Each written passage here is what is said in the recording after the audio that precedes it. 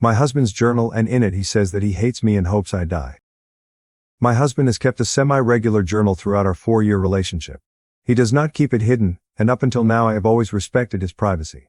We had a heated conversation and my gut told me to read it, so after he left for work I did. He wrote several times that he hates me, and at one point he said when I was sick, he hoped I would die. When I read those words I packed up me and our baby, and went to a friend's where I'm staying now. I took pictures of all the pages. I told him I just need some space to cool off after our conversation, and I will be home soon. I booked with my therapist and contacted a lawyer. We had a rough patch recently that lasted about 2 weeks. It was a dark time, but we pulled through. There was no violence, no moments where I was afraid of him, just sincere conversations about difficult feelings. The notes of hatred correspond with that rough patch. The rest of the journal is tame and reflects the man I know and love, mostly little self-pep talks around work and family stuff, goals, habit tracking. He has sent me several warm messages since I left. He says he's glad I'm taking space for myself, that he looks forward to reconnecting when I come home, it's okay to have little hiccups, that he loves me, etc. I was sure our relationship was over the moment I read that he hates me, or even the moment I felt the need to violate his privacy, but the warm messages and the rest of the journal have me wavering a little. I understand the need to blow off steam when things are tense, and journaling is a healthy way to do that. But never in even our darkest moments have I fantasized about his death. Splitting up maybe, but this feels so sinister. I don't know how I could ever feel safe around him again. Is this just healthy venting and I'm overreacting here? Has anyone else had similar thoughts about a spouse that they then got over? Or is this a man I need to protect myself and my baby from? Edit to add context, the rough patch was about his feelings for another woman. He didn't cheat, but his friendship with her makes me uncomfortable. The part of the journal where he says he hates me was written as a love letter to her. He says he thinks about me dying and being replaced. Told her husband and I had a rough patch, and he wrote in his journal that he hates me and hopes I die. Wondering if this could just be healthy venting, or if not, what steps I should take to protect me and my baby. Comments. Comment 1. He wishes you dead. And no, you are not overreacting. That is how he feels about you. All the other is an act. Girl, check if he has taken a life insurance on your name with him as beneficiary. Comment 2. He will temporarily be even more dangerous once he realizes you're leaving, and especially once he realizes it will cost him a lot of money. Child support, divorce attorney. No matter how sweet he acts, please don't be alone with him at all. Be very aware of your surroundings. Update 1. I took a commenter's advice and sent the pictures to a trusted friend. She pointed out that a passage I initially read, as every day I think about telling her, actually very clearly says killing her. I guess my brain couldn't comprehend that at first. I received a ton of helpful perspective and support. But that comment in particular might have saved my life. After I digested that, I called a crisis line, and they were quite helpful in talking me through the shock.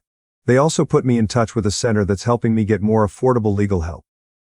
Bought some more time for my husband.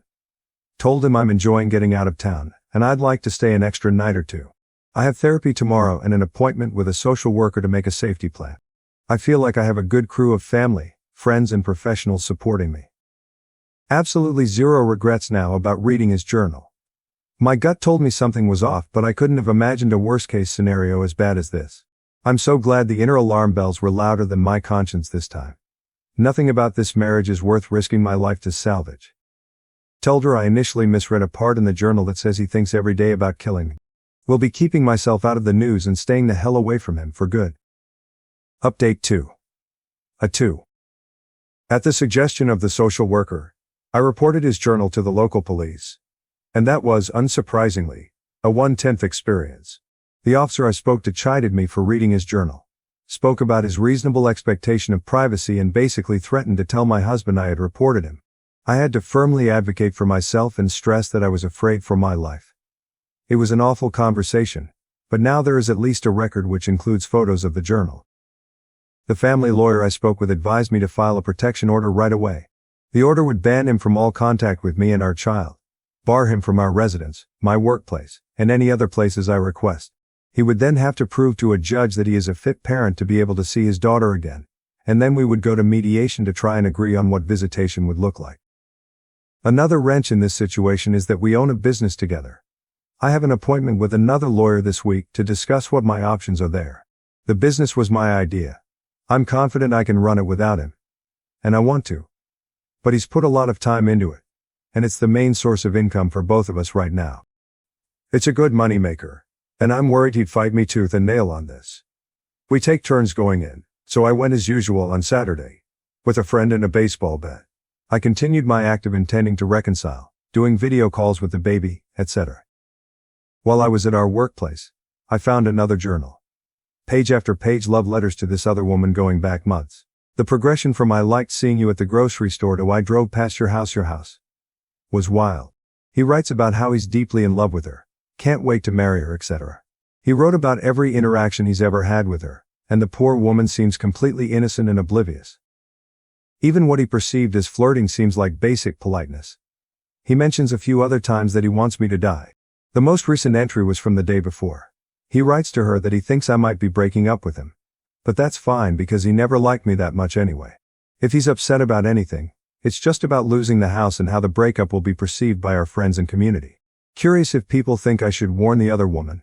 It's my instinct not to. At least not before the ink dries on our impending paperwork. I was already concerned about how he might react to being served with the protection order. Most worried that he might try to sabotage our business, or trash the house. Given how preoccupied he seems to be with his public image, I made a plan to confront him about the journals and use the protection order as leverage. Here's how it went down. I left the journal and my baby with my friend and went to our house with 2 trusted male friends, and the baseball bat. They waited on our porch. I told my husband that if they heard anything louder than a speaking voice they would come in with the bat. I told him I had to tell him something he wouldn't like to hear, and he needed to know that I had already taken steps to protect myself. I told him I read the journal, specifically what he said about wanting me to die, and thinking every day about killing me. I said I had taken photos, that they are backed up, and a trusted source also has copies. That I also have the original copy of the journal full of love letters. I wondered until this moment if he had intended for me to find them, but he was obviously blindsided. He tried to say it was just venting. But I told him I would not be taking any chances or entertaining anything he has to say about it. That after reading what I read, I will never trust him, or feel safe around him ever again. I told him that no one that knows him knows about this yet. The men on the porch just know that I'm breaking up with him, and need support. This was true. Aside from the friend that I called to stay with, and the other friend I sent the photos to, who lives on the other side of the country. I said I am willing to protect his reputation here if he cooperates with me. I told him that I don't even have to ruin his chances with the other woman, but I can. I said that he can either do what I need to feel safe, or I can have that safety court ordered. He asked what I wanted, and I said I wanted him to give up the business. We'll sort out the details after I speak to the other lawyer, but for now I want his keys and I'll be changing the passwords on everything. He didn't put up any kind of fight. He didn't want to hear anything about what it would look like to go through the courts. He didn't ask about our baby. He just calmly got up and got the keys and asked if I wanted anything else. I told him that any communication with me should be about separation logistics only, like arranging a time for me to collect the rest of my things. Since then he has been blowing up my phone, saying I know his heart, let's walk back from the edge, let's talk to a therapist, he's sorry his words hurt me, etc. Each time I just tell him he's crossing my boundaries, and he backs off. He apparently told his mom and sister everything, and they're supporting him and getting help. He's been cooperative so far. He's interviewing for a new job, seeing a therapist and updating me on his movements, though I didn't ask for this.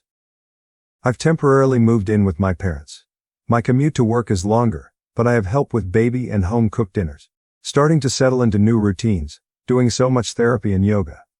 I inherited a small cabin before my husband and I met. It is currently being renovated and the original plan was to move in there with my husband and baby when it's done. The cabin is actually in my mother's name because she's never trusted my husband, correct, and wanted me to shield it from him in case of a divorce. Thank you, Mom. So I will have a permanent home for me and baby very soon. The dust still needs to settle, and it could get worse before it gets better. But I'm optimistic at this point. I'm confident I'm going to come out the other side of this as a badass single mom with an incredible child, a thriving business and an adorable little home. Honestly, the thought of having all those things on my own without my husband is so freeing. I've got a great village supporting me. Thank you all so much for being part of it. Teldra confronted my husband about the journal, with backup. He's going to step away from our shared business, and stay out of my life. Have a protection order ready to go if he acts up. Now, for the next story. My husband poured our daughter's ashes into the toilet and threw her urn at me. I'm feeling sad. alone and terrified. My head hurts. My heart hurts. I feel so alone and I don't know where to turn to. I had to spend the night in my car last night. I couldn't sleep through crying, trying to stay warm enough and thinking that somebody was going to suddenly appear at the windows. I've been trying to find a place to park up so I can try to sleep today, and I've found a place, but I can't rest. I feel so empty and scared. I don't want to go into much detail here, but our daughter passed away very suddenly last year. My husband and I both got help and have tried to work through it together. But his drinking is bringing more and more out of control. It got to a point where he started to try to hide it, but it was making his behavior worse. I had a breakdown 2 months after our daughter passed, and I hadn't been to work since. I had quite a bit put away in savings, and some money I inherited, so I was using that to contribute at home while I have tried to get myself back in better health. In January my husband started on his sobriety journey, but his business started to suffer. There were some difficulties through the lockdowns, and we both worked hard to make sure the business made it through.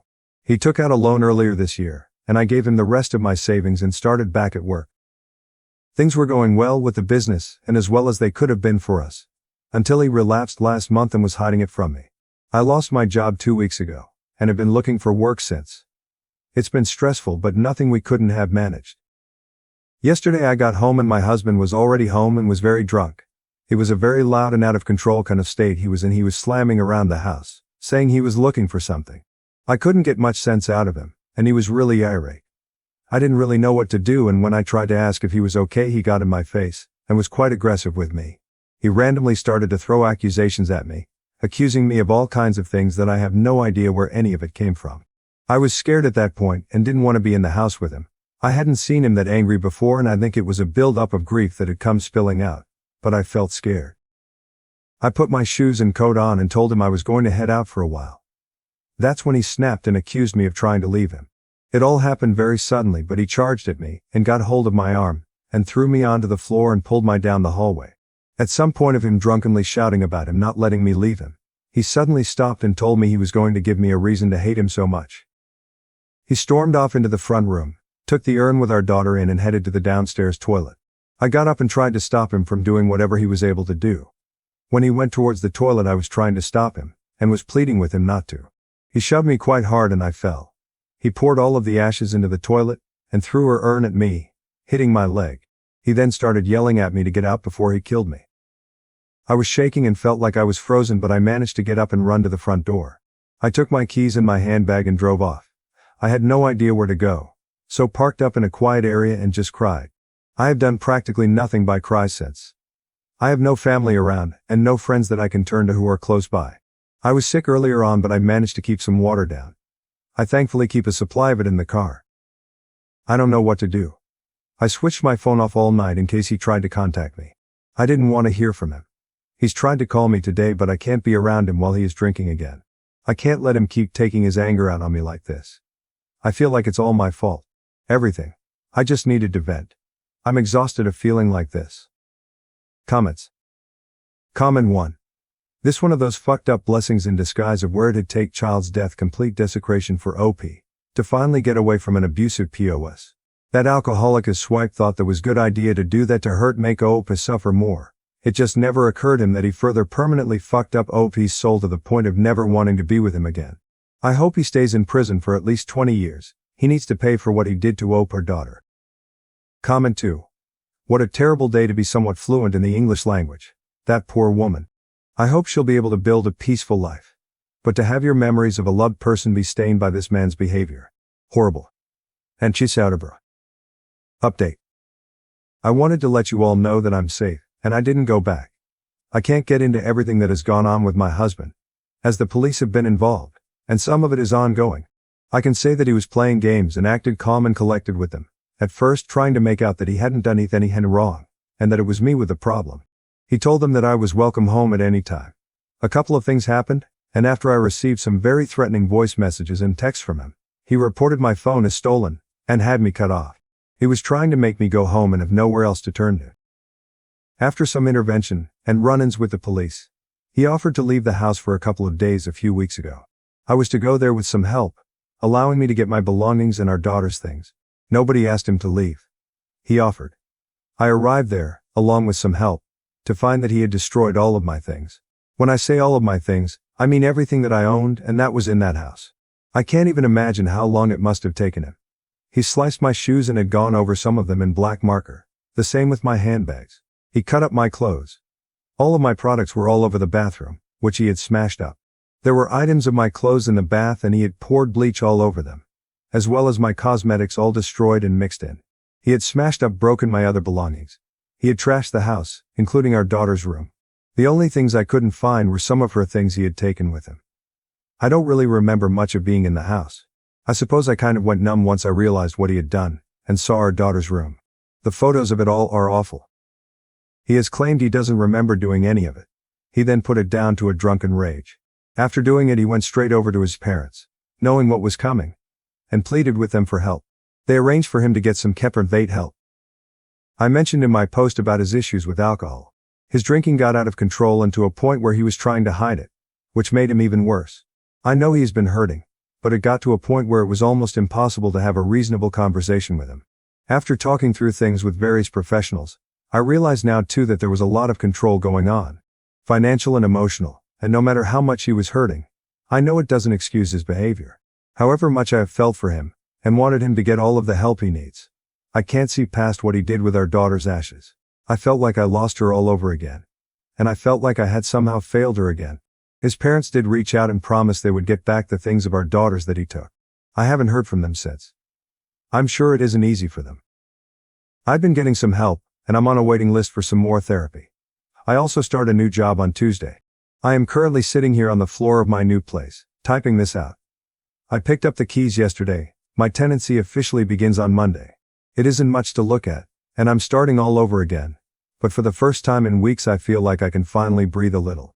It's a bit overwhelming to have some space of my own again. But for the first time in what feels like a long time, I feel like I can almost relax. I have had a new bed donated to me, and it will arrive on Monday. And my key worker has applied for a cooker for me via a white goods scheme, with one of my utility providers. I don't have any hot water or heating until my gas is uncapped on Monday, but I do have some electricity.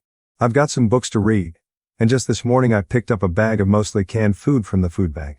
It took a lot to be able to face going, but it's enough to last me for the next few days and it doesn't need to be heated. I might not have what I had, but I'm not where I was. I'm not sure where things will go from here. It felt like I had died along with my daughter, yet my body was still there and going through life. I want to believe I can do something in her memory. Even if that something is making it through each day. I'm safe. And I'm trying to be well.